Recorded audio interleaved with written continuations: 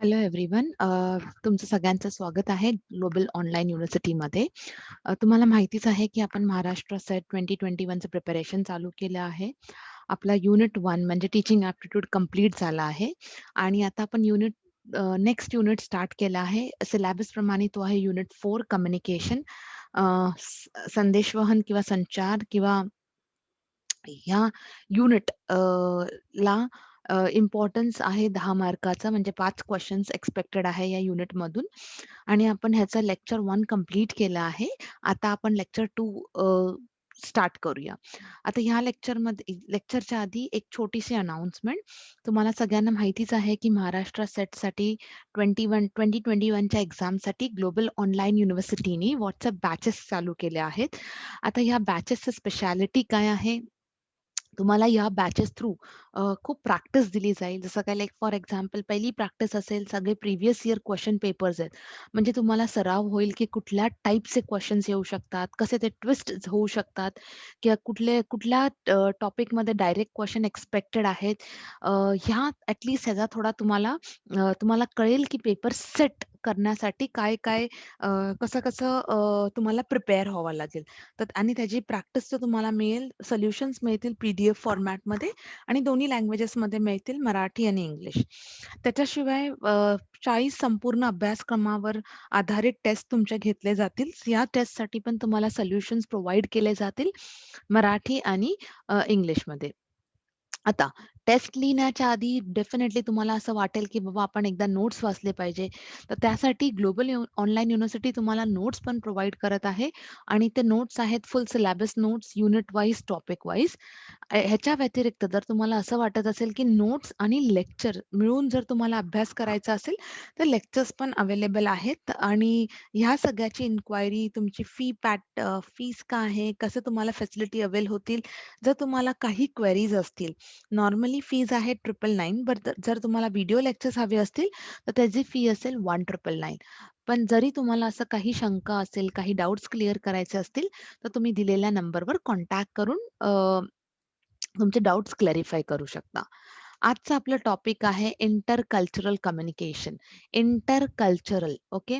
Intercultural communication म्हणजे ह्याच्यामध्ये 2 वेगवेगळ्या जसं संस्कृती, तर ह्याच्यामध्ये 2 वेगवेगळ्या संस्कृतीचे लोकं जेव्हा एकत्र येतात, सोशल ग्रुप फॉर्म करतात, तेव्हा त्यांचे त्यांचे विचार, त्यांच्या आयडियाज, त्यांची इन्फॉर्मेशन कशी वेगळी होऊ शकते किंवा कुठल्या पद्धतीची तुमची तयारी हवी, की ते कम्युनिकेशन अंडरस्टँड करण्यासाठी. तर ह्याला आपण इंटरकल्चरल कम्युनिकेशन असं म्हणतो.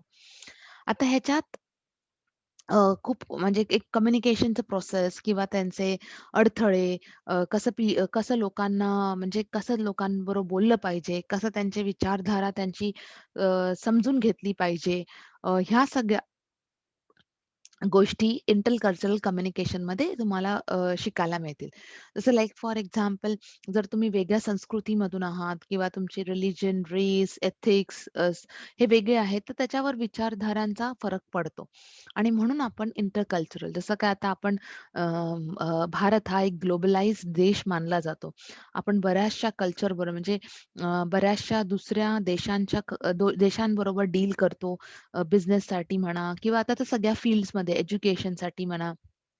तर आपण जेव्हा त्यांच्या कल्चरमध्ये जातो किंवा ते आपल्या कल्चरमध्ये येतात, तर त्यांना ती सिच्युएशन अडॅप्ट करणं किंवा त्यांना आपल्यात अडॅप्ट करणं, ह्या सगळ्या गोष्टीसाठी तुम्हाला कल्चरल कम्युनिकेशन खूप स्ट्राँग हवंय. त्यांची पद्धत काय असते, कसं तुम्ही त्यांना अप्रोच केलं पाहिजे, तर ह्या सगळ्या गोष्टी तुम्हाला ह्याच्यात मिळतील. आता ह्याच्यात वेगळं काही होत नाही. एक्सचेंज ऑफ कम्युनिकेशन आहे लोकांबरोबर. फक्त एवढंच की कल्चर आणि लँग्वेज थोडं डिफर करतं आणि ह्याला आपण एक दुसरा शब्द सुद्धा बोलतो क्रॉस कम्युनिकेशन. क्रॉस कम्युनिकेशन चा अर्थ कल्चरवरच आहे. डिपेंडिंग अपॉन कल्चरच आहे. नाऊ का गरजेचं आहे? इफेक्टिव्ह इंटरकल्चरल कम्युनिकेशन हे कसं होऊ शकतं? गरजेचं आहे तुम्हाला मी आत्ताच सांगितलंय. बिझनेस वाढतोय, ड आपला देश ग्लोबलाइज होतोय. आपल्या ग्लोबल कॉम्पिटिशनमध्ये भारताचा नंबर खूप अ, अ, म्हणजे खूप चांगल्या पद्धतीने मांडला गेला आहे.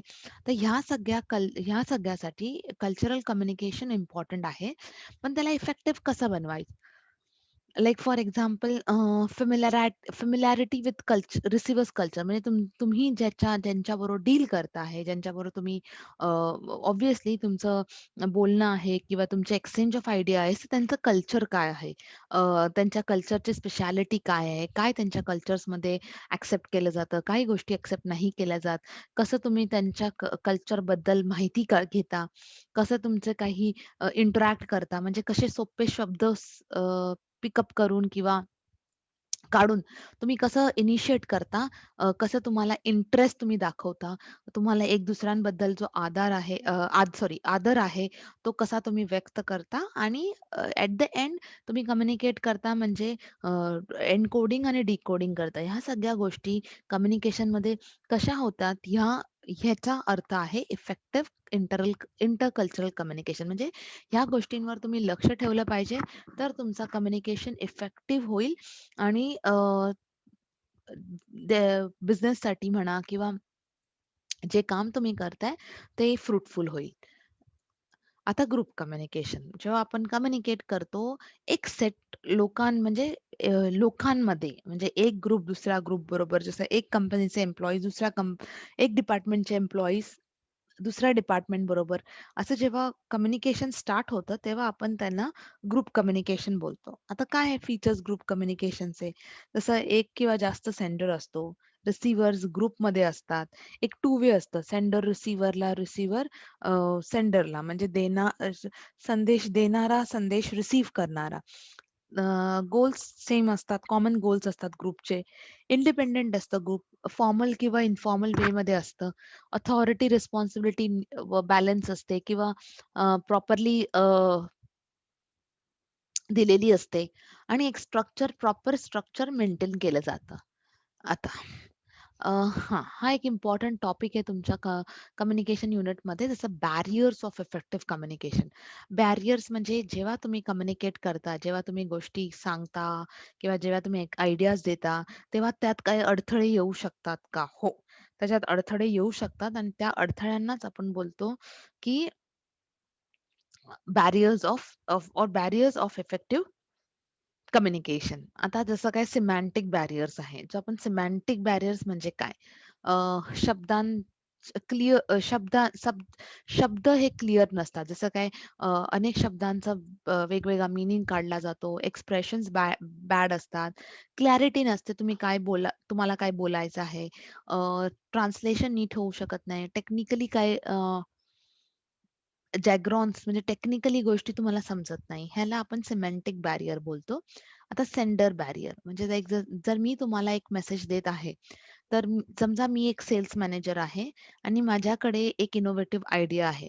पण धीज आयडिया मी तुमच्यापर्यंत पोहोचू नाही शकले किंवा तुम्ही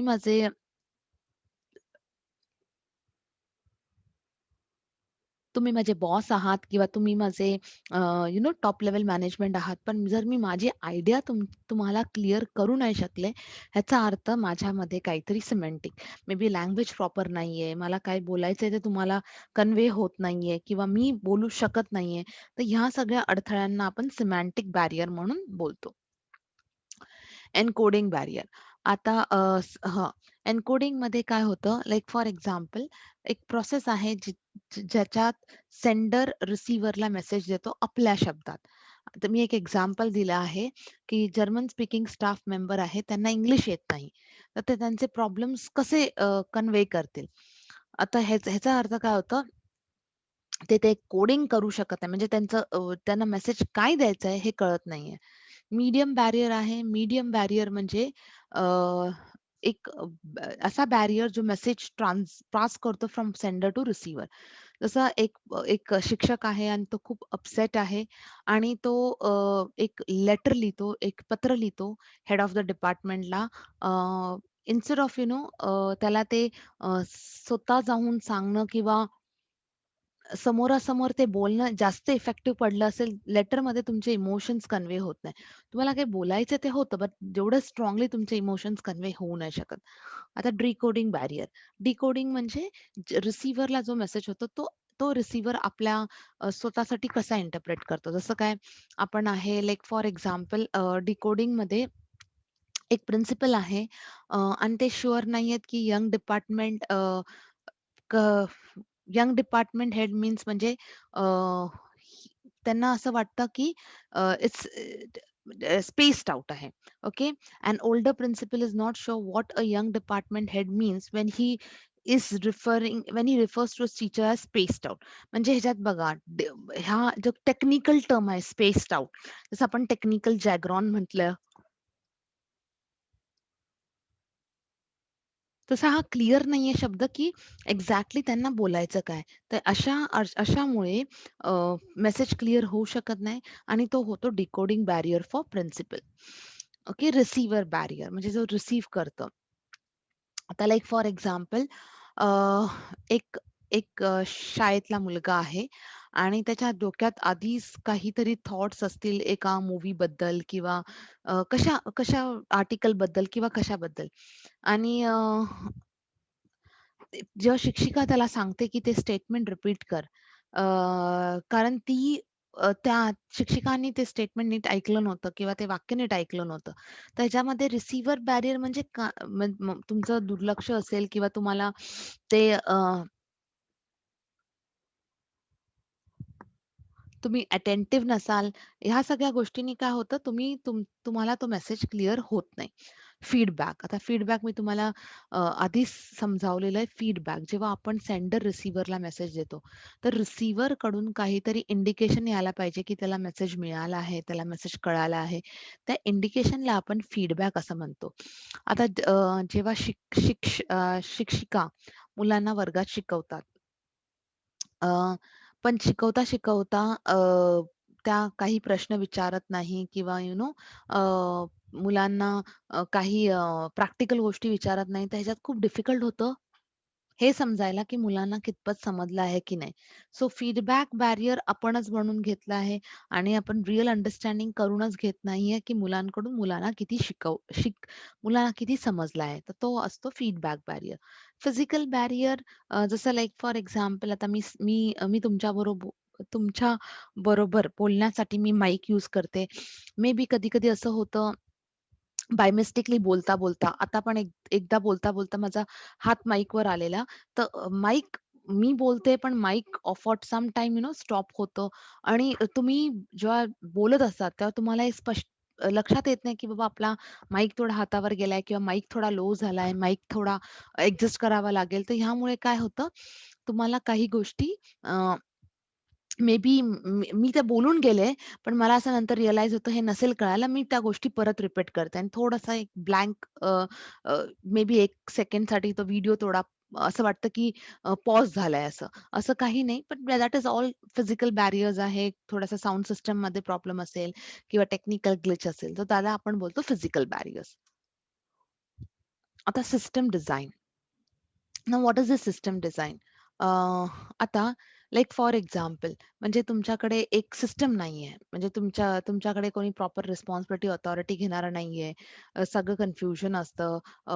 कोणालाही काय विचारावं त्या व्यक्तीला काही माहिती नसतं. तर ह्या प्रकारचे जर तुमच्याकडे डिफिकल्टीज आहे, तर आपण त्याला सिस्टम डिझाइन बोलतो आणि त्याला आपण इन सिंपल लँग्वेज आपण त्यांना बोलू शकतो, की स्ट्रक्चर्ड नाहीये किंवा गोष्टी जागेवर नाहीयेत. ह्या सगळ्यामुळे सिस्टम बॅरियर ह्याला बोललं जातं. नेक्स्ट आहे ॲटिट्यूडनल बॅरियर.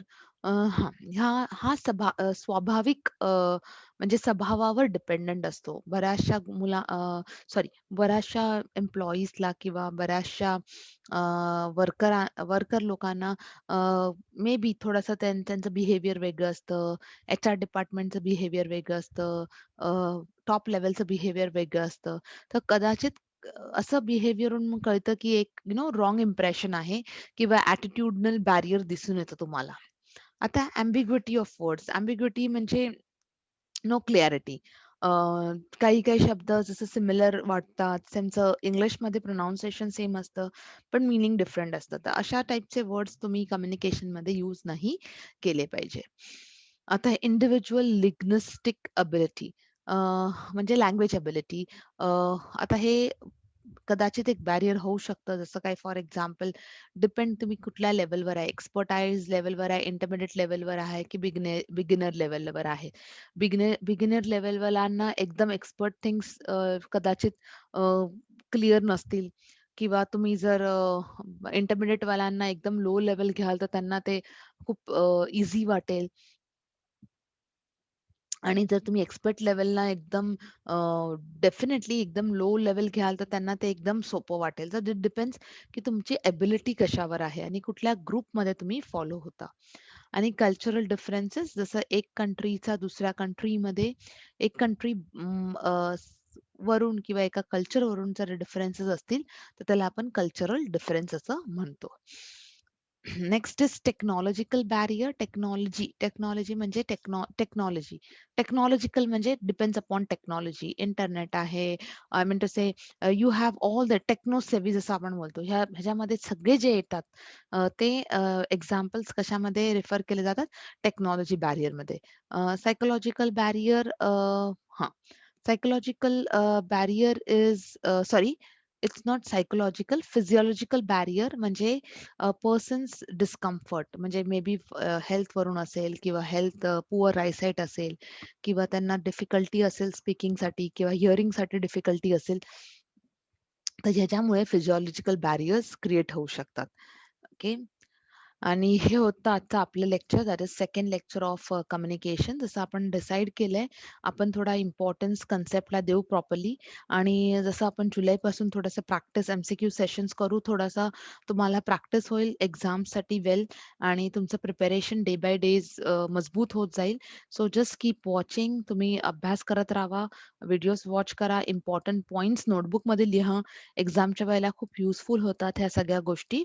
आणि डेफिनेटली अभ्यास करत राहावा. एक टाइम टेबल बनवा आणि एक इन्शुअर करा, की तुम्हाला कुठल्याही प्रकारचं डिस्ट्रॅक्शन नाहीये. तुमचं फोकस आता फक्त आणि फक्त महाराष्ट्रात सेट असलं पाहिजे.